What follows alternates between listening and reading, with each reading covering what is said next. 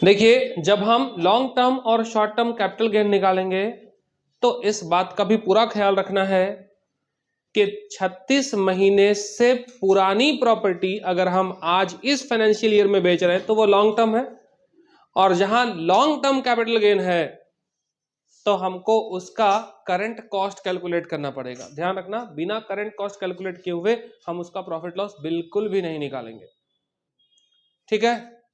और 36 महीना अभी प्रॉपर्टी का नहीं हुआ है और उससे पहले ही हम बेच दिए, जैसे पिछले साल खरीदे थे और इस साल बेच दिए, क्या है ये लॉन्ग टर्म है। और जहां क्वेश्चन में लॉन्ग टर्म नहीं होगा वहां करंट कॉस्ट कैलकुलेट करने का आपको बिल्कुल भी जरूरत नहीं, वहां डायरेक्टली क्या कर लेना, माइनस कर लेना, डायरेक्ट माइनस कर देना सेलिंग प्राइस से कॉस्ट प्राइस को। समझ में आ रहा बात? तो सबसे पहले किसी भी क्वेश्चन को आप सॉल्व करने जाइए, सबसे पहले ये जरूरी चीज होगा, दिमाग में एकदम बिठा कर रखिए कि वो प्रॉपर्टी जब हम सेल करेंगे तो जो कैपिटल गेन निकल कर आ रहा है वो लॉन्ग टर्म है कि शॉर्ट टर्म है, इस बात का तो पहले सबसे पहले दिमाग रखना है। क्वेश्चन पढ़ते हैं। सबसे पहला स्टेप समझ में आ रहा क्या बोल रहे हैं? सबसे पहले स्टेप के कैपिटल गेन इनकम कैलकुलेट करोगे तो कैपिटल गेन इनकम दो तरह का होता है, एक लॉन्ग टर्म कैपिटल गेन, दूसरा हो गया शॉर्ट टर्म कैपिटल गेन। यानी क्वेश्चन को पढ़कर पहले ये देखना है कि वो शॉर्ट टर्म है कि वो लॉन्ग टर्म है। शॉर्ट टर्म है 36 महीने से कम समय में अगर वो मेरी प्रॉपर्टी मेरे पास है, जैसे पिछले साल खरीदे थे इस साल बेच दिए, 2 साल पहले खरीदे थे अब इस साल बेच दिए, तो अगर इस तरह का प्रॉपर्टी है जिसका अभी 36 महीना नहीं हुआ है, ऐसी प्रॉपर्टी को सेल करेंगे तो वो शॉर्ट टर्म होगा। ये किस केस में? असेट के केस में। शेयर्स और डिबेंचर के केस में, म्यूचुअल फंड के केस में यही 36 महीना कितना हो जाएगा, 1 साल से कम समय की प्रॉपर्टी उस पर रूल अप्लाई हो जाएगा। और असेट के ऊपर हमारे लिए 36 महीने से अधिक समय से वो प्रॉपर्टी हमारे पास है, यानी 36 महीने से भी पुरानी प्रॉपर्टी हमारे पास है, और अगर हम उसको सेल कर दिए तो वो लॉन्ग टर्म। और इसके लिए शेयर्स, डिबेंचर, म्यूचुअल फंड के लिए क्या होगा, 1 साल से अगर अधिक वो प्रॉपर्टी हमारे पास है तो वो लॉन्ग टर्म हो गया। तो किसी भी क्वेश्चन को जब हम सॉल्व करेंगे तो सबसे पहला काम होगा हमारा कि पहले हमको देखना है कि वो शॉर्ट टर्म है कि लॉन्ग टर्म है, पहला काम। तो ये चीज इसमें हमारे लिए डेट बहुत इंपॉर्टेंट रोल प्ले करेगा इस क्वेश्चन में। अगर शॉर्ट टर्म है, चाहे वो असेट हो, चाहे वो शेयर्स हो, चाहे वो डिबेंचर हो, शॉर्ट टर्म जहां क्वेश्चन देख लेना तो वहां हम आपको बोले कि डायरेक्टली क्या कीजिएगा, सेल में से कॉस्ट को माइनस कर देना। इट मे बी यदि किसी तरह का एक्सपेंसेस हुआ है, ब्रोकरेज है, कमीशन है, या इस तरह का कुछ चीज है, तो उसको भी हम क्या करेंगे, माइनस करेंगे। मतलब फॉर्मेट याद रखने का बहुत जरूरत है कि सेल में से कॉस्ट को माइनस करेंगे, और कॉस्ट के साथ साथ याद रखना है अगर किसी तरह का एक्सपेंसेस हुआ है तो उसको भी क्या कर लेना है, माइनस कर लेना है। यानी सेल में से कॉस्ट और एक्सपेंसेस को घटा दो, इज इक्वल टू जो आंसर आएगा हम लोगों का वो मेरा शॉर्ट टर्म कैपिटल गेन कहलाएगा। बस इतना याद रखना है।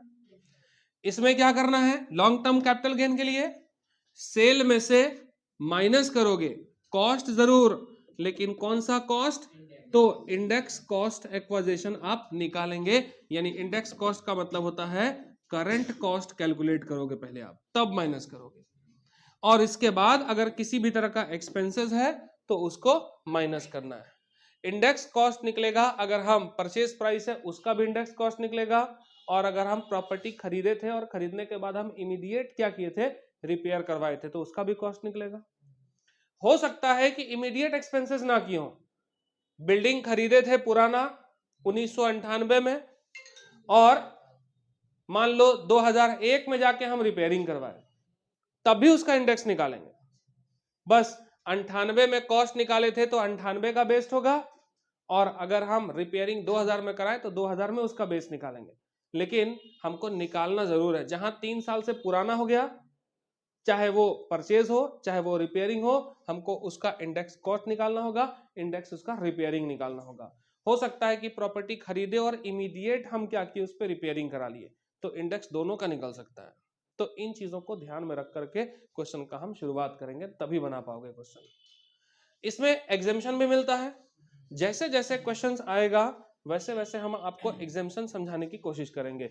बस स्टार्टिंग में आपको यही याद रखना है कि इसमें एग्जेम्पशन मिलता है, डिडक्शन मिलता है। कहां मिलेगा डिडक्शन? तो बस इस बात का ख्याल रखना है कि अगर हम कोई प्रॉपर्टी सेल कर रहे हैं तो वो प्रॉपर्टी का सेल करके जो पैसा आया वो मेरे लिए इनकम हो गया।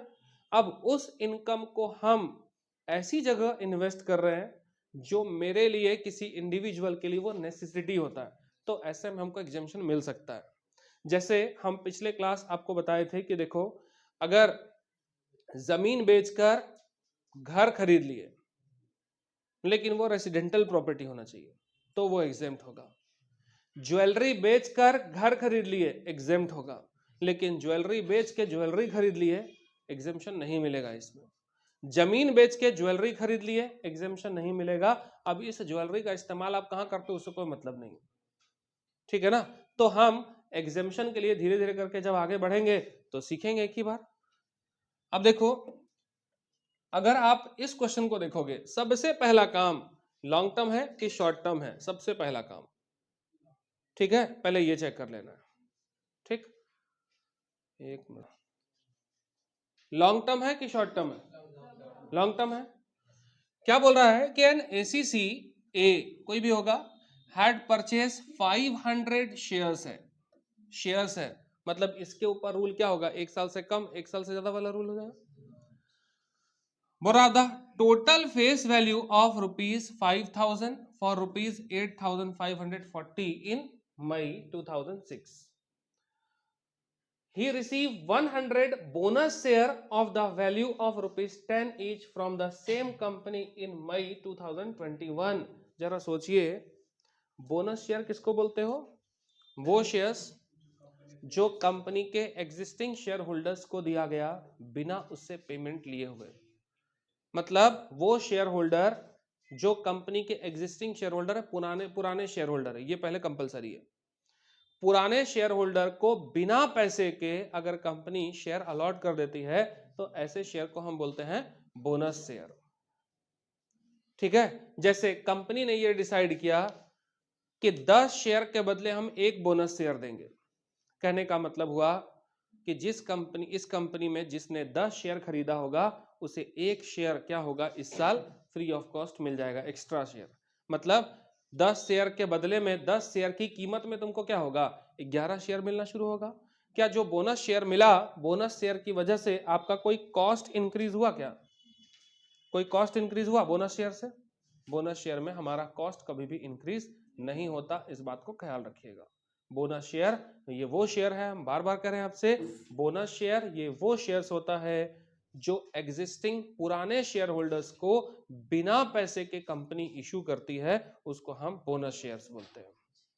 ठीक है, अब बोनस शेयर्स मिल गया 10 रुपए वाला, 100 बोनस शेयर मिला।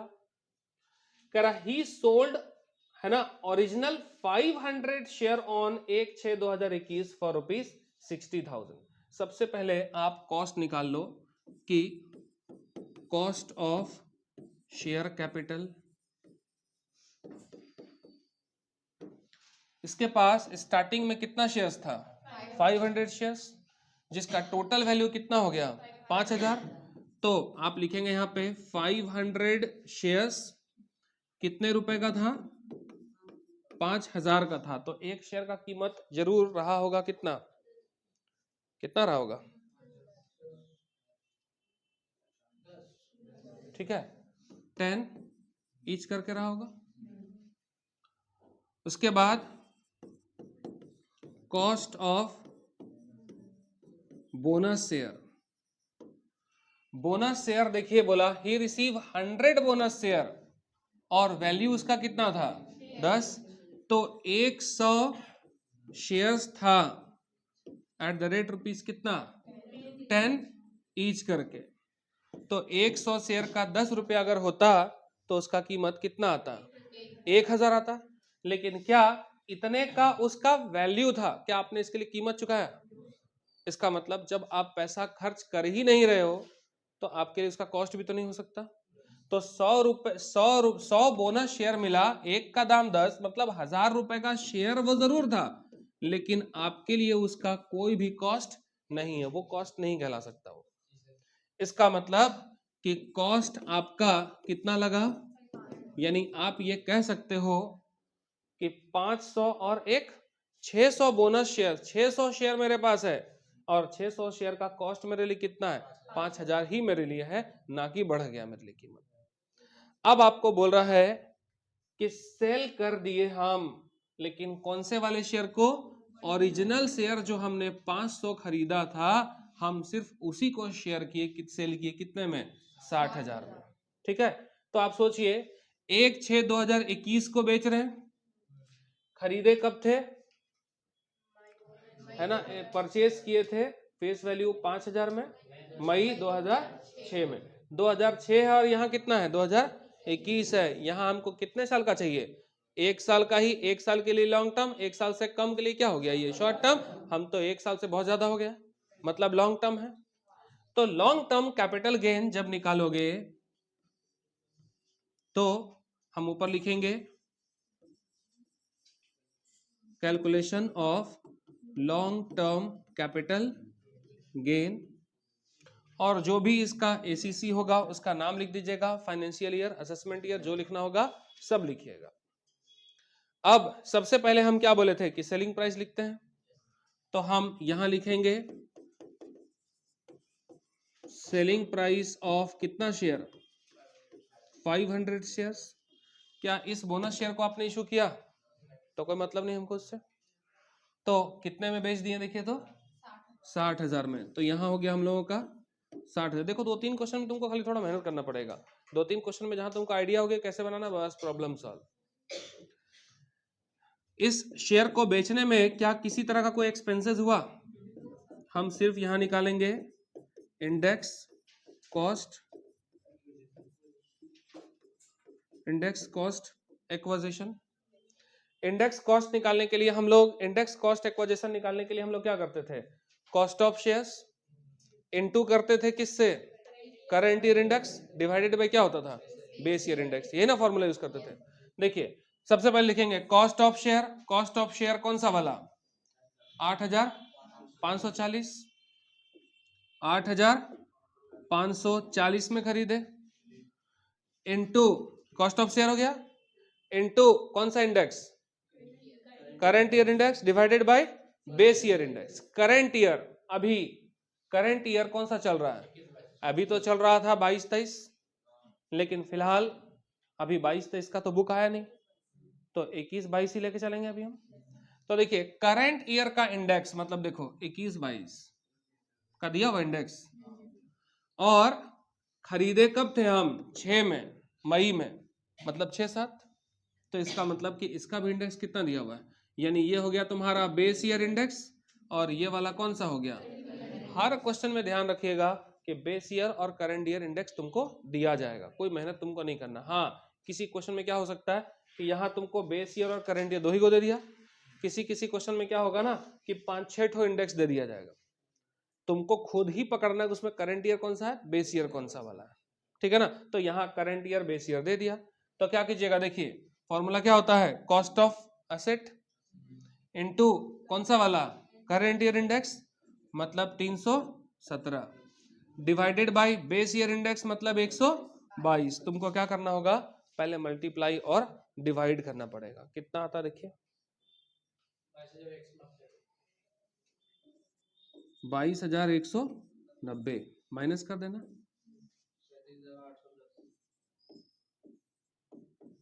ठीक है। यही पैसा आपके लिए क्या कहलाएगा, लॉन्ग टर्म कैपिटल गेन। इस चैप्टर की शुरुआत करने से पहले ध्यान रखिएगा कि बहुत सारा बुक, अगर पुराना बुक है तो आपका आंसर मैच नहीं करेगा, ध्यान रखना। Salary chapter, house property, business profession, इसमें आपको दिक्कत नहीं हो रहा होगा, इस चैप्टर में भारी बवंडर होने वाला है। अगर पुराना बुक है, या हो सकता है जो बुक हम बना रहे हैं उससे आगे का बुक हो, या कुछ भी हो, आगे पीछे बुक जहां होगा आंसर मैच नहीं करेगा। क्यों मैच नहीं करेगा, क्योंकि ध्यान रखिएगा बेस ईयर इंडेक्स, जैसे अभी 2023 का इंडेक्स आएगा ना, तो शुरुआत वाला एक इंडेक्स खत्म हो जाएगा, मतलब आगे से एक बढ़ेगा तो पीछे का एक इंडेक्स क्या होगा, खत्म होते चल जाएगा। इसलिए ध्यान रखिएगा इस चैप्टर में जो बुक आप फॉलो कर रहे हैं आप उसी बुक को फॉलो कीजिएगा। बस ध्यान रखना है कि base year index divided by current year index divided by base year index. ठीक है, अब अगर आप 2021-22 है ना, किसी के बुक में 22-23 होगा तो उसका इंडेक्स अलग हो जाएगा। अब अगर इंडेक्स अलग होगा तो यहां डिवीजन भी क्या होगा, अलग हो जाएगा। तो ऑब्वियसली जब कॉस्ट चेंज हो जाएगा तो आंसर क्या होगा, चेंज तो होना ही होना है। तो आपको सिर्फ बेस याद रखना है कि हमको बनाना कैसे, बाकी आपके पास जो बुक हो, एग्जाम में जो क्वेश्चन आए उसके अकॉर्डिंग आप क्वेश्चन को सॉल्व करेंगे। ठीक है, हो जाएगा क्वेश्चन। आगे देखिए, क्वेश्चन नंबर 1 के बाद 2 नंबर क्वेश्चन देखना। कह रहा जो परचेज किया एक हाउस प्रॉपर्टी ऑन 1 सितंबर 1999 में परचेज किए थे 4,10,000 में। बोला उसका fair market value of the property on 1 April 2001 was 3,70,000। उसका फेयर मार्केट वैल्यू 3,70,000 हो गया। ही इनकर्ड द फॉलोइंग। अभी आप कहेंगे कि सर दिया क्यों है, अभी आपको दिखेगा कि हम क्यों दिए हैं, अभी पता चलेगा आपको। ध्यान रखना पहले क्वेश्चन, अब हम समझा रहे हैं, क्वेश्चन आप ही लोग बनाइएगा। बोल रहा एक हाउस प्रॉपर्टी परचेज किया, तो जहां हाउस प्रॉपर्टी है मतलब 3 साल से अधिक वाला रूल लगेगा। 3 साल से अधिक पुराना है तो लॉन्ग टर्म, 3 साल से कम है तो शॉर्ट टर्म, ऐसे लगाएंगे। कब खरीदे थे, 1999 में खरीदे थे। तो पहले इसका फाइनेंशियल ईयर देखो, कौन सा फाइनेंशियल ईयर होता है। 1 सितंबर 1999, इसका फाइनेंशियल ईयर कौन सा होगा, 99-2000 होगा ना। तो 1 सितंबर 1999 मतलब अप्रैल में नया साल शुरू होगा, तो अप्रैल मई जून जुलाई अगस्त सितंबर उसी साल में आ गया होगा। मतलब इसका फाइनेंशियल ईयर अगर आप देखेंगे, इसका फाइनेंशियल ईयर तो क्या मिलेगा, 99 से 2000 इसका फाइनेंशियल ईयर हो जाएगा। तो 99 से 2000 का जो फाइनेंशियल ईयर था उसको 4,10,000 में खरीदा गया था। कहता जबकि उसका फेयर मार्केट वैल्यू जो था वो 1 अप्रैल 2001 को दिया हुआ है। 1 अप्रैल 2001 मतलब ये कौन सा फाइनेंशियल ईयर है, 2001-2 दिया हुआ है। इस फाइनेंशियल ईयर का फेयर मार्केट वैल्यू दिया हुआ है 3,70,000। आप कहेंगे सर दाम पहले ज्यादा था अब क्या हो गया, घट गया है। हाउस प्रॉपर्टी है, लैंड का दाम बढ़ता है लेकिन हाउस प्रॉपर्टी का दाम क्या होता है, घटता है। अब घटे या बढ़े हमको उससे मतलब नहीं है, हमको ध्यान रखना है 1999 की प्रॉपर्टी का वैल्यू दिया हुआ है। 1999 का इंडेक्स अगर आप अभी पूरा इंडेक्स निकालें, इंडेक्स क्या होता है कि पूरा चार्ट होगा, टेबल होगा पूरा। जब आप उस पूरे टेबल को निकालेंगे, जहां बुक है ना, बुक में इलस्ट्रेशन में दिखेगा, बीच में कहीं दिया होगा जहां थ्योरी होगा, थ्योरी के बाद आप जाएंगे तो वहां एक बड़ा सा पूरा पेज दिया होगा जिसमें इंडेक्स दिया हुआ होगा, पूरे साल का इंडेक्स, पूरे का इंडेक्स। जब आप उस इंडेक्स में जाएंगे ना तो आपको 1999 का इंडेक्स मिलेगा ही नहीं, उसमें इंडेक्स है ही नहीं। जरा सर्च करके देखिए, आपको पता चलेगा कि 1999 का इंडेक्स है ही नहीं। सर्च करो, साथ के साथ सर्च करिए, देखिए पहले जिस क्वेश्चन में इंडेक्स 2000 कब का, 1-2 का, और उससे पहले का अगर प्रॉपर्टी का कॉस्ट दिया रहेगा, मतलब 2001 और 2001-2 से हमारा क्या है, इंडेक्स दिया हुआ है। यानी जब हम हमारे बुक पर जाते हैं तो इंडेक्स का शुरुआत कहां से है, 2001-2002 से। 1-2 से मेरा इंडेक्स का शुरुआत है, इससे पहले का इंडेक्स पता ही नहीं हमको। तो जब भी क्वेश्चन में इससे पुराना कोई प्रॉपर्टी रहेगा तो उस समय तुमको फेयर वैल्यू दिया हुआ रहेगा प्रॉपर्टी का कि कितना था उस समय, उसका वैल्यूएशन कितना रुपया का है, उसका वैल्यूएशन दिया रहेगा। हम क्या करेंगे कि उसका फेयर वैल्यू ही कंसीडर कर लेंगे। यानी इस क्वेश्चन में देखो क्या दिया था, 1999 में हम जिस प्रॉपर्टी को खरीदे उसका कीमत कितना था, 4,10,000। अगर हम इस अमाउंट को बेस मानेंगे तो इस अमाउंट का कॉस्ट तो होगा लेकिन इस डेट का इंडेक्स पॉसिबल ही नहीं, कहां से लाओगे तब। तो ऐसे कीमत पे तुमको क्या होगा, इसको इग्नोर कर देना, इसको इग्नोर कर देना है। इसके बदले में आपको क्या दिया रहेगा, फेयर मार्केट वैल्यू दिया हुआ रहेगा प्रॉपर्टी का। कब का दिया रहेगा फेयर मार्केट वैल्यू, तो 2001-2 के बाद का कोई भी साल हो सकता है, जरूरी नहीं कि 2001-2 का ही तुमको दे, 1-2 के बाद का किसी भी साल का फेयर मार्केट वैल्यू आपको क्वेश्चन में दिया रहेगा।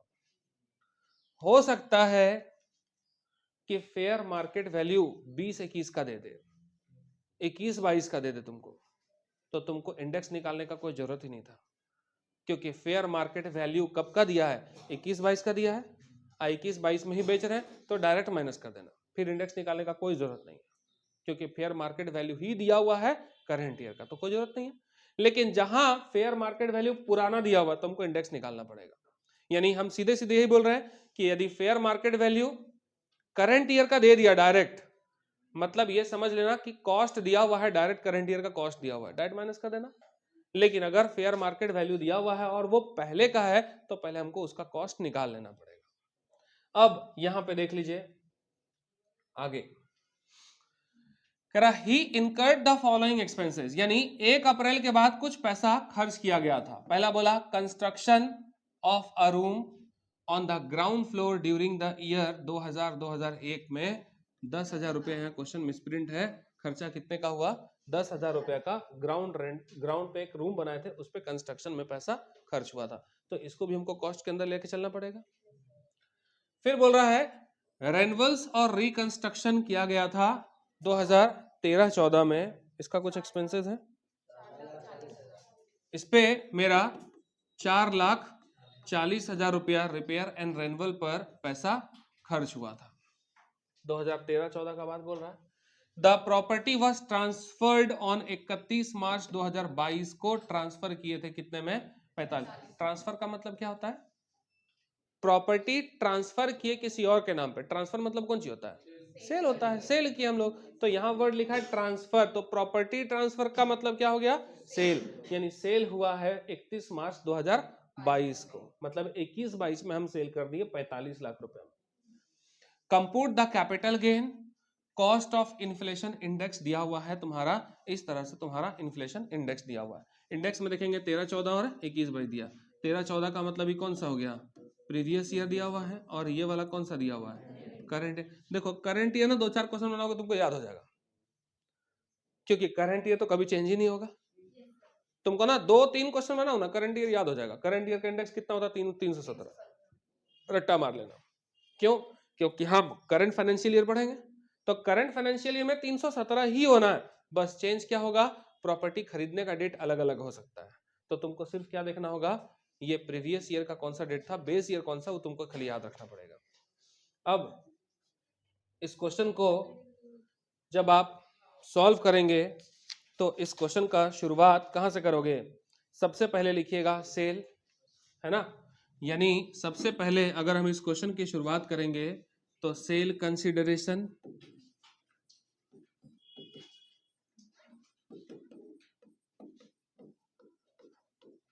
$45 लाख का सेल हो गया। अब इसमें से हम लेस करेंगे, क्या प्रॉपर्टी को बेचने के लिए किसी भी तरह का कोई ब्रोकरेज वगैरह दिया हुआ है क्या, नहीं, कॉस्ट दिया हुआ तुम्हारा 4,10,000 रुपया, उसका वैल्यू जरूर था, लेकिन हम उस पर अब क्या करेंगे, उसका इंडेक्स निकाल देंगे। मार्केट वैल्यू कितना था,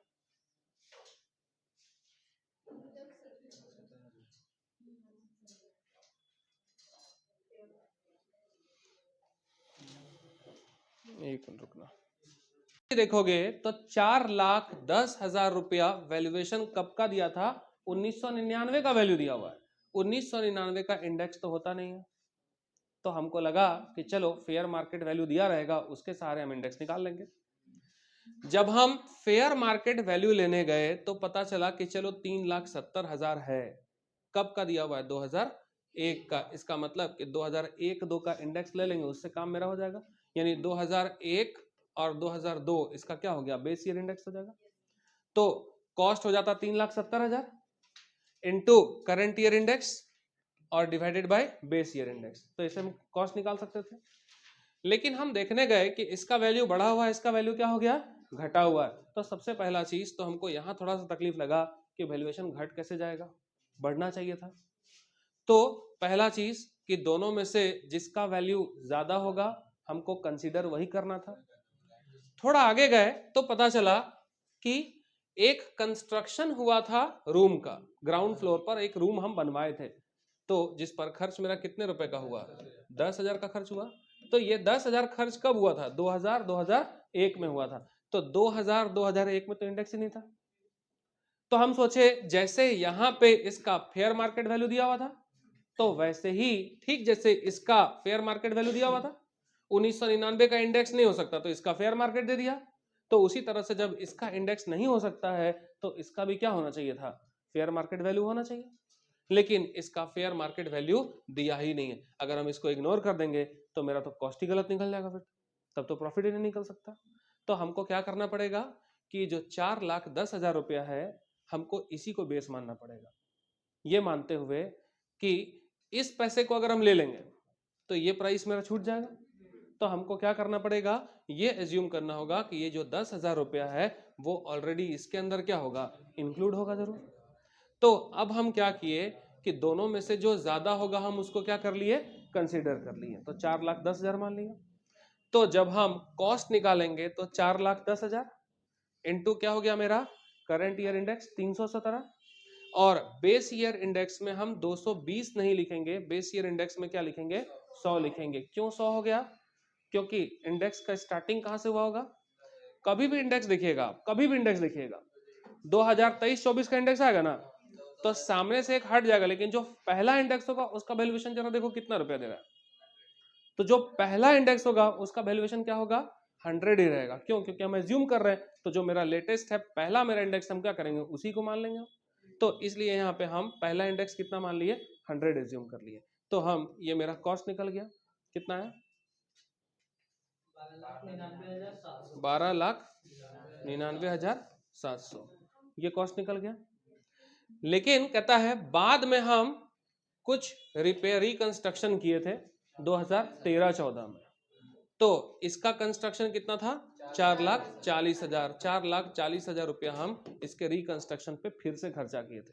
तो रिकंस्ट्रक्शन या रिपेयरिंग पे खर्च किए होंगे तो कॉस्ट हो गया, कॉस्ट ऑफ रिपेयरिंग या reconstruction into current year index divided by इसके लिए इंडेक्स था कि नहीं मेरा 2013-14 में तो इंडेक्स आ चुका है, तो हम बेस ईयर इंडेक्स से डिवाइड करेंगे, तो ये हो गया तुम्हारा बेस ईयर इंडेक्स, ये कॉस्ट ऑफ रिपेयर। अब देखिए ये हो गया मेरा सेलिंग प्राइस 45 लाख, उसमें से ये दोनों मेरे लिए क्या हो गया, एक्सपेंसेस, कॉस्ट हो गया। तो इन दोनों एक्सपेंसेस को इस 45 लाख में से हम क्या करेंगे, माइनस कर देंगे। क्या इसमें किसी तरह का कोई ब्रोकरेज, कोई कमीशन कुछ दिखा, नहीं, तो हम डायरेक्टली माइनस करेंगे।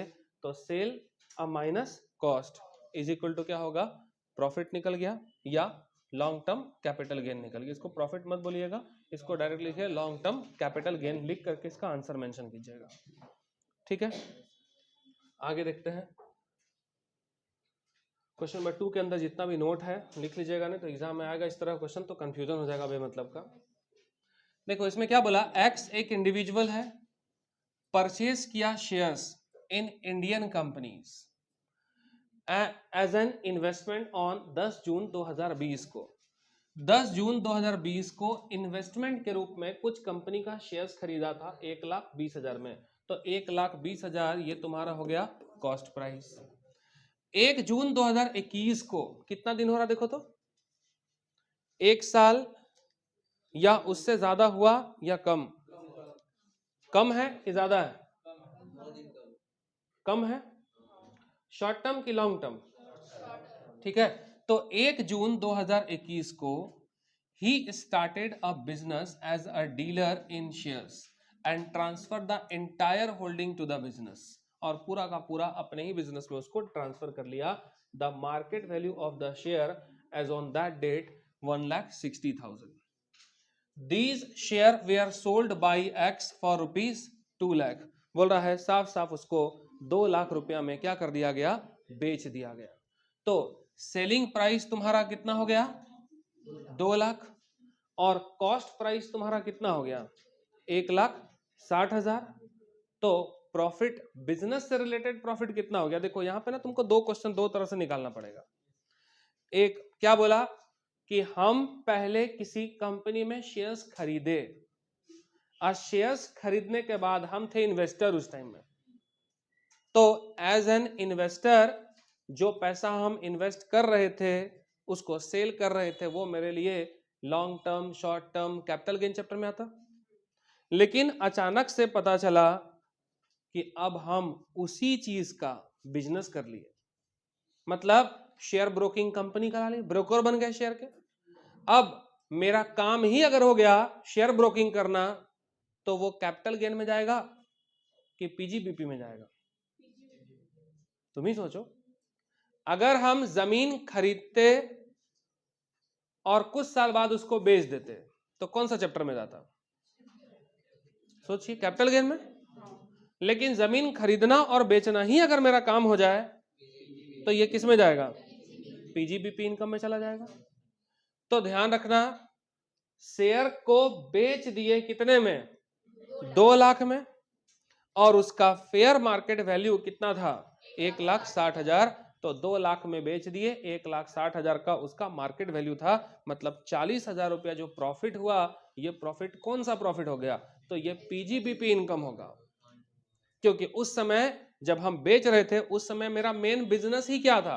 शेयर ट्रेडिंग का मेरा काम ही था। तो मेरा पीजीबीपी इनकम कितने का हो गया? 2 - 1,60 इज इक्वल टू कितना? 40,000। अच्छा, तो कैपिटल गेन में कितना लिखोगे? तो कैपिटल गेन में देखिएगा 1,60,000 रुपया इसका फेयर मार्केट वैल्यू था। अब परचेज हम कितने में किए थे? 1,20,000 में। तो 1,60,000 उसका फेयर मार्केट वैल्यू था, जबकि कॉस्ट प्राइस कितना था? 1,20,000। तो 1,60 का 1,20 में हम परचेज किए, तो प्रॉफिट हुआ कि लॉस हुआ? तो कितने रुपए का? 40,000। मतलब मेरा ही इनकम दो जगह ट्रेड हो गया, एक पीजीबीपी इनकम में 40,000 और दूसरा कहां चला गया? कैपिटल गेन में। तो दो तरह से इस क्वेश्चन को आपको सॉल्व करना पड़ेगा। समझ रहे बात? यानी इस क्वेश्चन को दो तरह से सॉल्व करना होगा। पहला, पीजीबीपी इनकम में ये टैक्सेबल होगा, और दूसरा कैपिटल गेन में होगा। और कैपिटल गेन में कौन सा वाला है ना? शॉर्ट टर्म कैपिटल गेन में जाएगा ये।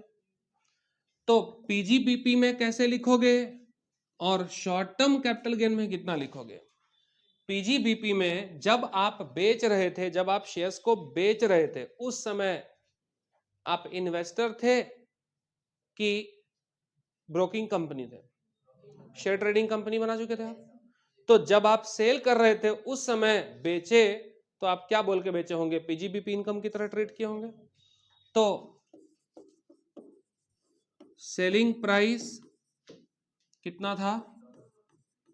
2 लाख। इसमें से लेस कर दीजिएगा मार्केट वैल्यू ऑफ शेयर्स, कितने का? 1,60,000। इसका मतलब कि जो 40,000 है वो आपका कहला गया इनकम, कौन सा वाला? From business. और ये टैक्सेबल किस हेड में होगा? पीजीबीपी हेड में ये टैक्सेबल हो गया 40,000। लेकिन जब आप शॉर्ट टर्म कैपिटल गेन की बात कीजिएगा, तो मार्केट वैल्यू जब आप अपने ही शेयर को अपने बिजनेस में ट्रांसफर कर रहे थे, उस समय आपके शेयर का मार्केट वैल्यू कितना था? तो आप लिख सकते हो मार्केट वैल्यू ऑफ शेयर्स कितने रुपए का था? 1,60,000 का था, और उसका कॉस्ट आपको कितना पड़ा था? 1,20,000। तो इसका मतलब कि जो 40,000 है ये आपका कहला गया शॉर्ट टर्म कैपिटल गेन कहलाया।